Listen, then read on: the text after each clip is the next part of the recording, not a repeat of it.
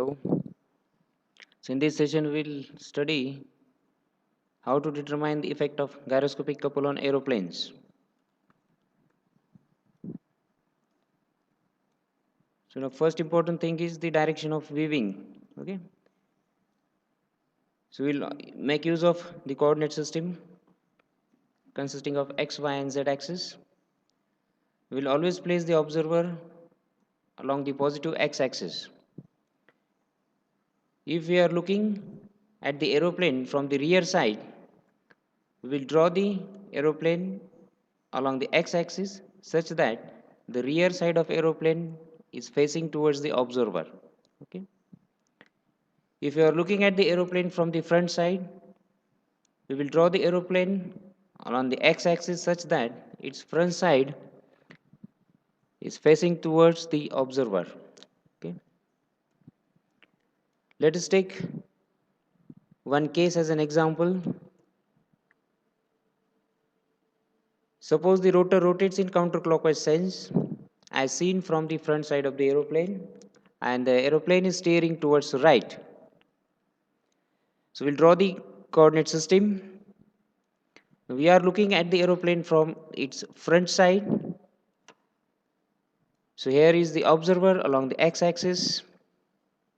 Then we'll place the aeroplane in between the observer and the coordinate system along the x-axis such that the front side of the aeroplane faces towards the observer because we are looking at the rotor from the front side.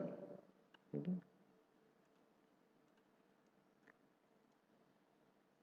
Now when we look at the rotor from the front side, the direction of rotation is counterclockwise. So we mark the direction of rotation of the rotor. We assume that this rotor is rotating about the x-axis.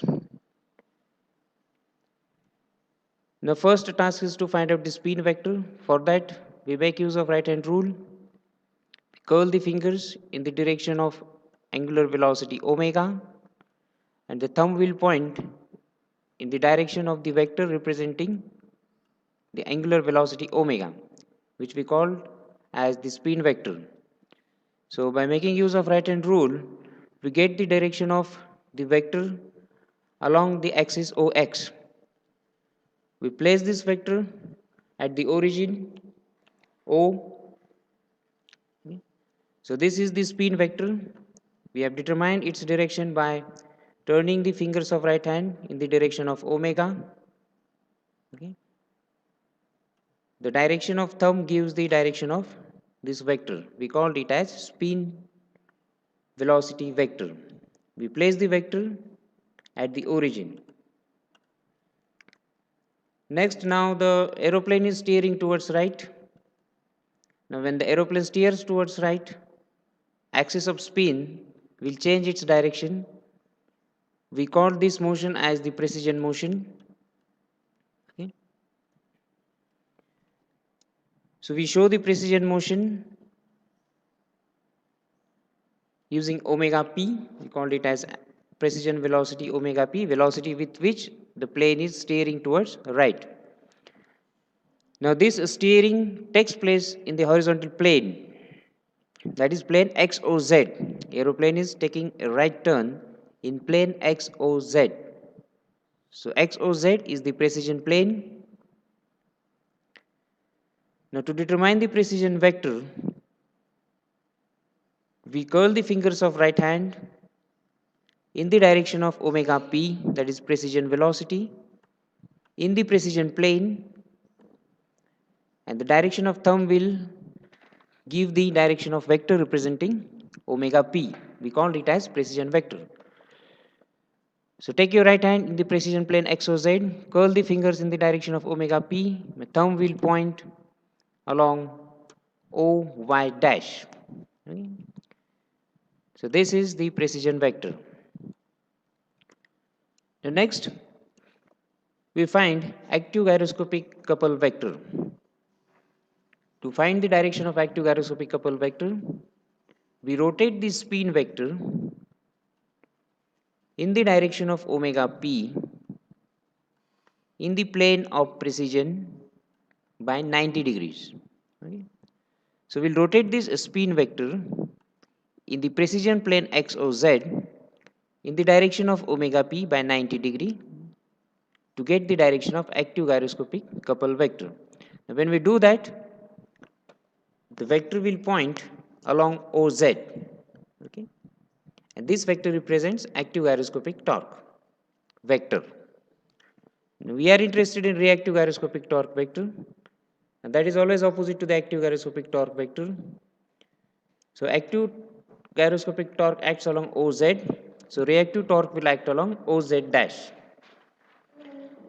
Now, this is the vector representing reactive gyroscopic torque. Now, to find out the sense of this reactive gyroscopic torque, we make use of right hand rule. We hold this vector OZ dash in the right hand such that the thumb points in the direction of OZ dash. Now, when we do that, we hold this vector in the right hand such that the thumb points along OZ dash. The fingers of right hand will be curved in this sense, okay, clockwise as seen from the front side. So, this is the sense of reactive gyroscopic torque CR. Now, next we find out the plane in which this torque acts.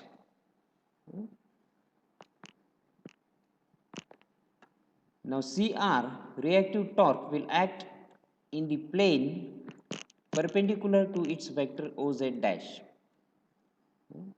So, CR will act in plane XOY because XOY is perpendicular to OZ dash.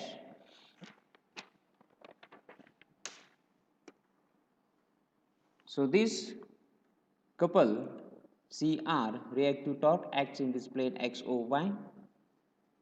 Now, its effect on aeroplane will be to dip the nose and raise the tail of the aeroplane, okay, so because it is acting in the vertical plane in this sense, so it will try to dip the nose and raise the tail of the aeroplane. This was the one example. You have to solve 8 such cases when the rotor rotates clockwise as seen from the front end, okay, and the aeroplane steers to right and left. Next 2 cases, rotor rotates clockwise as seen from the tail or rear side, and the aeroplane takes a turn towards right and left. And next 4 similar cases for counterclockwise rotation of the rotor. So, you need to solve all these 8 cases.